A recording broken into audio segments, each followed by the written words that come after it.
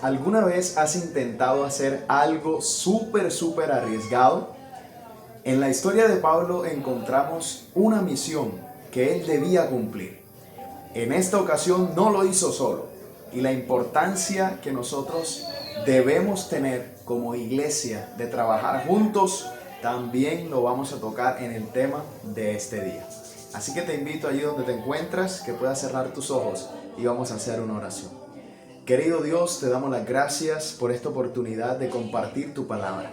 Queremos invitarte para que tú seas por medio de este estudio enseñándonos la verdad, enseñándonos, Señor, a avanzar y también a cumplir tu misión donde quiera que tú nos mandes. En el nombre de Jesús, amén.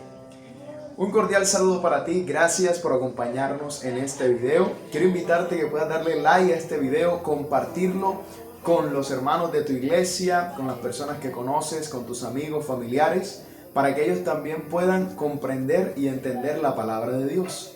En los tiempos en los cuales vivimos es necesario comprender la palabra de nuestro Dios. Vamos a ir a la Biblia y quiero que nos ubiquemos, por favor, cada uno de nosotros en nuestra Biblia, en Hechos capítulo 9, el versículo número 16.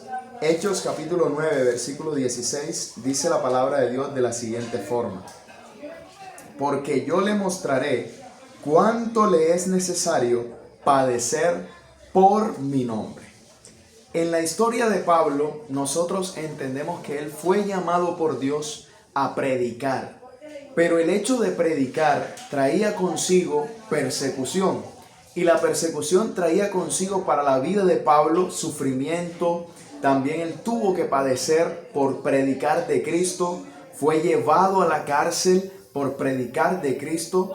Pero lo más interesante en la historia de Pablo es que Dios siempre estuvo con él. En medio de las pruebas, en medio de las dificultades, la mano poderosa de Dios siempre le acompañó. Pero ahora vemos que hay una misión que él debe cumplir. Pablo tuvo que ir a Filipos, pero antes de ir a Filipos, dice la palabra de Dios que en su segundo viaje misionero, él tuvo que ir guiado por el Espíritu Santo a Macedonia. Macedonia podría ser en nuestro contexto hoy día, si dijéramos, un municipio.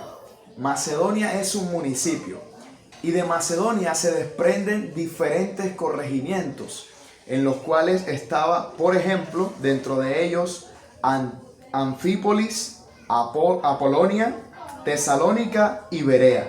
Pero dentro de ellos había una ciudad principal que se llamaba Filipos. El Espíritu Santo guía a Pablo para que junto con sus compañeros de misión, Silas, Timoteo y Lucas, fueran a Filipos, porque en Filipos iba a comenzar una reforma grandísima para el cristianismo. Al llegar a Filipos se encuentran con una situación. Resulta que la lengua oficial de Filipos era el latín. Así que para ellos fue difícil al comienzo, pero luego más tarde se enteraron que la lengua griega era común entre el mercado, entre los pueblos y las naciones que habían alrededor.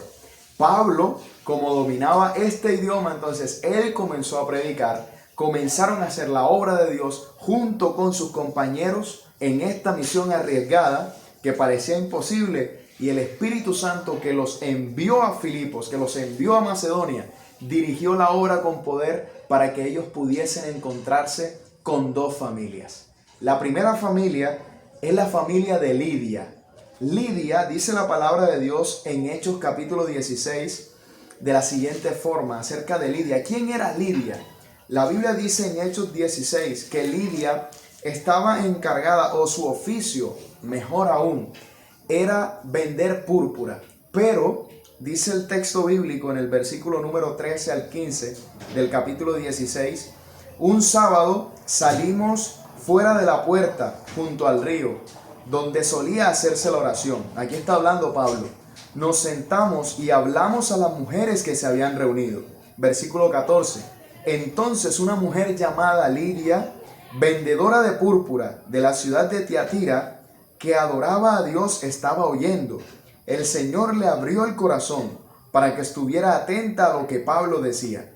Y versículo 15 termina: y cuando fue bautizada, junto con su familia, nos rogó diciendo: si habéis juzgado que yo sea fiel al Señor, hospedaos en mi casa. Vemos que en Filipos habían personas que iban a recibir el Evangelio.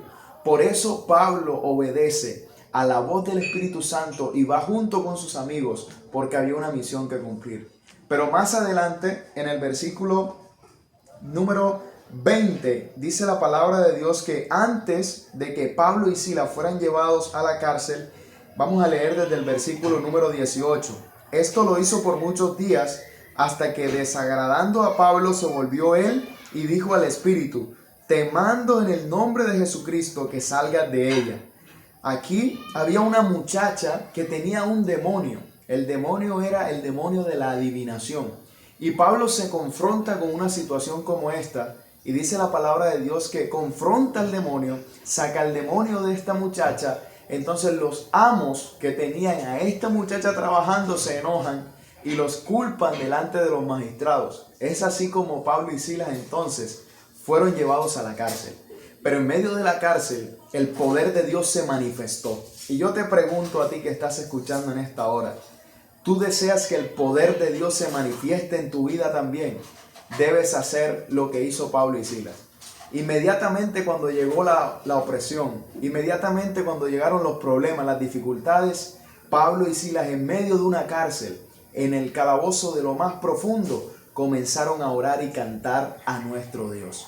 Y dice la Biblia que a medianoche se escuchó un gran estruendo, un gran terremoto, y todas las cadenas, junto a las cadenas de Pablo y Silas, y todos los presos se soltaron. Y en ese momento apareció un personaje en la historia, el carcelero. El carcelero tenía una misión: no dejar escapar a ningún preso, y mucho menos a Pablo y a Silas. Así que al ver que estaban todos sueltos, imagínate la escena. Él corrió, tomó una espada y ya iba a matarse, porque si ellos escapaban, su muerte era segura. Pero Pablo lo detuvo diciendo: estamos aquí, no te hagas daño. Inmediatamente este hombre les hace una pregunta a Pablo y a Silas, que se encuentra en el versículo 30. Señores, ¿qué debo hacer para ser salvo? Y ellos le dijeron: cree en el Señor Jesucristo y serás salvo tú y tu casa. Yo voy a repetir eso. Cree en el Señor Jesucristo y serás salvo tú y tu casa. Cuando tú crees, tu casa será también salvada en el nombre de Jesús. Pero debes creer en el Señor Jesucristo. Luego más tarde vemos que el carcelero, al creer y al tomar la decisión, y al Pablo enseñarle las Escrituras, él toma la decisión de bautizarse con toda su familia. A veces no entendemos por qué el Señor obra de maneras distintas a las de nosotros, pero Dios siempre tiene un propósito.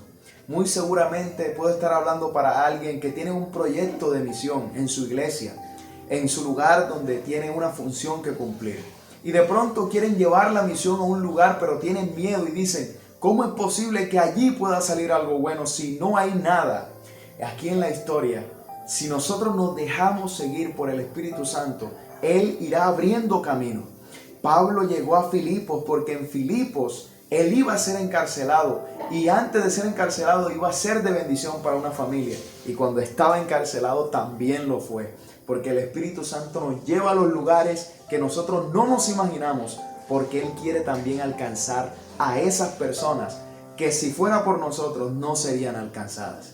Solamente el poder de Dios las puede alcanzar. Por eso el llamado para este día es confiar en la dirección del Espíritu Santo para nuestras vidas, porque solo así entonces cumpliremos la misión.